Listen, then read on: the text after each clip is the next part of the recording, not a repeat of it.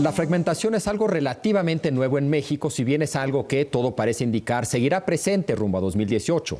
No es un fenómeno único a México. Se trata de un rasgo que caracteriza a varias otras democracias alrededor del mundo. Asimismo, es un fenómeno que de repente puede aparecer y transformar el funcionamiento de una democracia en la que todo parecía marchar en orden, como es el caso de España.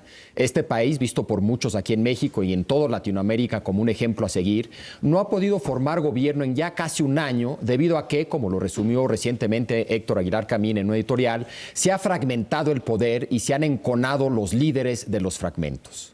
Queda claro que hay distintas formas de enfrentar el reto que va desde las cláusulas de gobernabilidad y segundas vueltas a estrategias, llamémoslas menos ortodoxas, como la compra de votos que evidenció el llamado escándalo del mensalao o de las mensualidades en Brasil. ¿Cómo interpretar la fragmentación? ¿Qué hacer frente a esta fragmentación? Jorge. Bueno, hay un problema, digamos, conceptual y hay un problema mexicano.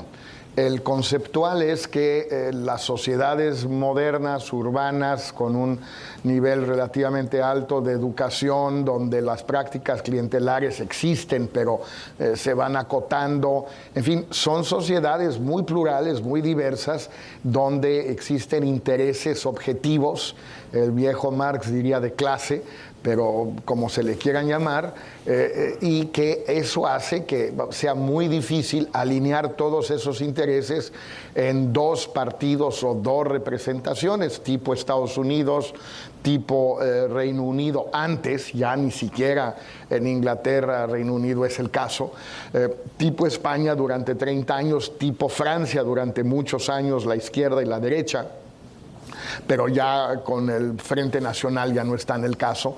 En fin, así sucesivamente, Partido Comunista y Democracia Cristiana en Italia, y bueno, los bipartidismos que conocemos en América Latina. Es muy difícil que así sea. Entonces, ¿qué se hace? ¿Qué han dicho los teóricos desde Miquel y sobre todo Duverger y muchos otros después? Bueno, arreglas eso con el sistema electoral. Los franceses se pintan solos para eso, pero otros también.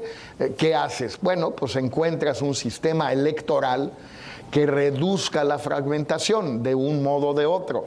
Más bien te vas a distrital en lugar de mayoría relativa en lugar de representación proporcional o una pequeña dosis de representación proporcional, más bien te vas a dos vueltas en lugar de una, tanto en el legislativo como en el ejecutivo cuando hay un sistema presidencial, y tratas de resolver ese tema de esa manera, o te entregas a esa pluralidad, la celebras y decides que todo esto se arregle con el llamado oficio político, donde aunque tengas una representación muy plural en un parlamento o en distintos estados, entidades federativas de una república federativa, como es Brasil, pues se arregle por la vía de la negociación. El problema de eso es que, como decías tú, Javier, puede terminar no en la negociación, sino en la corrupción.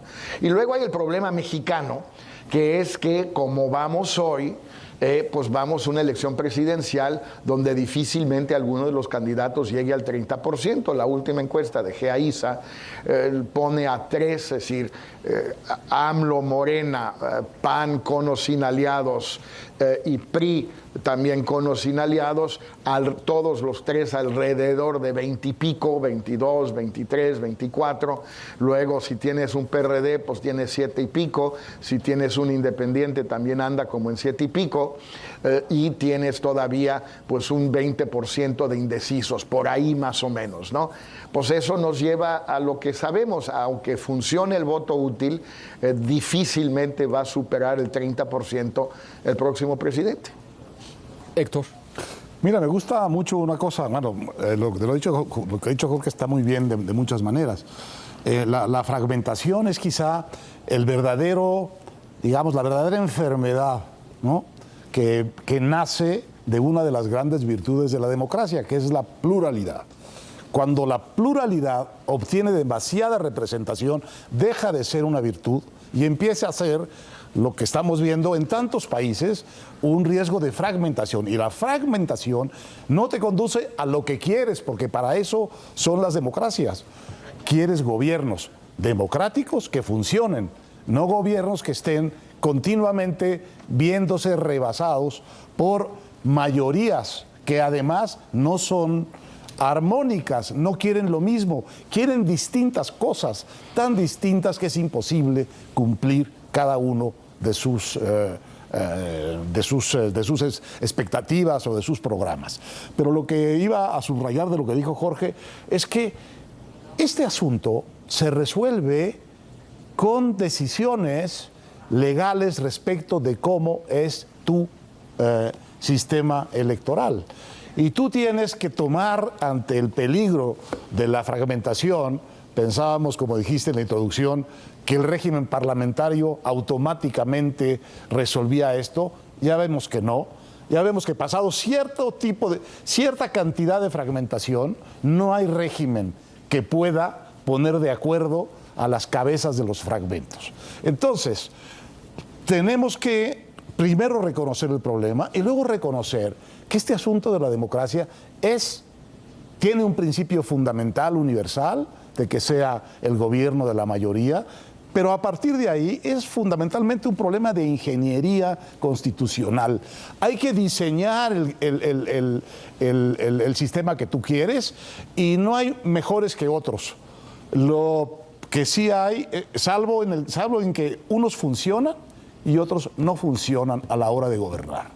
El único sistema presidencial que ha funcionado históricamente, quizá porque ha funcionado también la economía y ha funcionado también la creatividad, es Estados Unidos. Difícil imaginarte una sociedad más plural, más llena de injertos en el curso de los siglos que esta sociedad estadounidense. Bueno, y tiene dos partidos con muchas agrupaciones muy distintas dentro de cada partido, y luego por ahí la tentación ocasional de algunos candidatos independientes que nunca han realmente pintado mucho. Y yo no veo que esté amenazada la pluralidad de la sociedad americana porque haya dos partidos grandes, históricos, que son los que concentran el proceso político y lo conducen finalmente a una elección en la que alguien gana el Ejecutivo y alguien gana el Congreso. Y el Ejecutivo es responsable de lo que decide y el Congreso es responsable de oponerse al Ejecutivo. Y las reglas están claras. La obligación que tiene todo presidente de Estados Unidos es ver si encuentra algún apoyo bipartidista. Las reglas están claras y la cosa funciona razonablemente. En medio de las crisis de las democracias que estamos teniendo, esta, que es una presidencial con dos partidos grandes históricos, funciona mucho mejor que los experimentos de sistemas parlamentarios que se fragmentan de más, como el italiano en tiempo, como el español ahora, o sistemas presidenciales como el brasileño, como el mexicano, que tienen una fragmentación realmente digna de un sistema parlamentario. Entonces es una fragmentación que lo que conduce es, y no va a conducir a otra cosa, a gobiernos muy débiles y a una representación al final muy plural, pero poco efectiva, poco válida como expresión de lo que la sociedad necesita como gobierno. Y va a generar pues gobiernos débiles que al final, en lugar de satisfacer las necesidades de esa comunidad política, la exacerban, la irritan, la ponen loca y la echan en manos de demagogos, de gente que de lo que estamos viendo, ¿no? En Europa con el crecimiento de estos movimientos antimigratorios y racistas en el Reino Unido y ahora, hoy, en Estados Unidos. Jorge, ¿qué piensas del argumento, en este caso, por lo menos se lo he escuchado a Diego Valadez, que la solución es un gobierno de coalición más que esta ingeniería de la parte electoral? Es decir, que la mejor manera de enfrentar esta creciente fragmentación es a través de un gobierno de coalición que ya está en la Constitución. ¿Tú crees que es suficiente? No, es que, a ver, está como algo optativo, que en mi opinión es totalmente redundante. Es decir, que puedas formar un gobierno de coalición se me hace una típica ridiculez el haberlo incluido en la Constitución, porque en efecto puedes. Sí, no está prohibido. Lo diga o no la Constitución. Claro. Pues sí, entonces lo puedes hacer. Ahora, nuevamente, aspiracionalmente, Krill y algunos otros lo metieron porque les parecía bonito. Así me parece que no resuelve nada.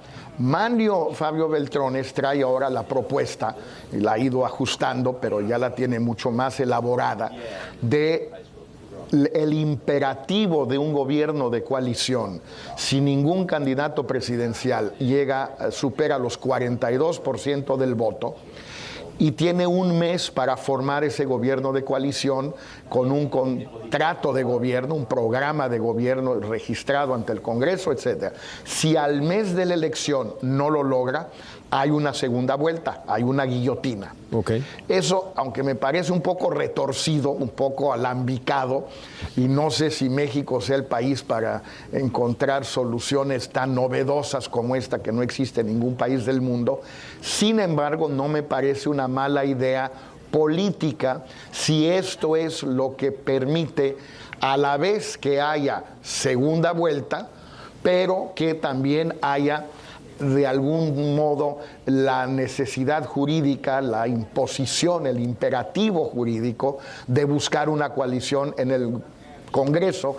Digamos, es un híbrido parlamentario un poco a la francesa. Faltaría el jefe de gobierno, jefe de gobierno federal, para que fuera ya un híbrido más acabado, pero no es una mala idea. Pero lo que dice Beltrones, y con bastante razón, es que si mantienes el gobierno de coalición solo como optativo, pues no significa nada. De acuerdo. Tiene que ser obligatorio, imperativo, y con un plazo y con una consecuencia por no formarlo. En todo caso, yo lo pondría después de una segunda vuelta, es decir, una segunda vuelta, y dado el reto que tiene un ejecutivo con un Congreso que no es de su partido, en esos casos que después de una segunda vuelta, con el poder que le da haber ganado una segunda vuelta, forme una coalición, se obligue al presidente a formar una coalición si no tiene una mayoría clara en el Congreso. Tal vez podría invertirse el orden, pero ese prácticamente es el sistema francés. Sí, sí, sí. A mí lo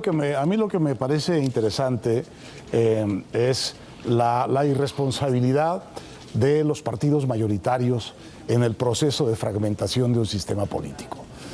Tenemos fresco el caso de España, porque le apareció una fragmentación a la derecha, interesante, Ciudadanos, y una muy notable fragmentación en la izquierda. Y eso acabó con la posibilidad de gobiernos mayoritarios en España.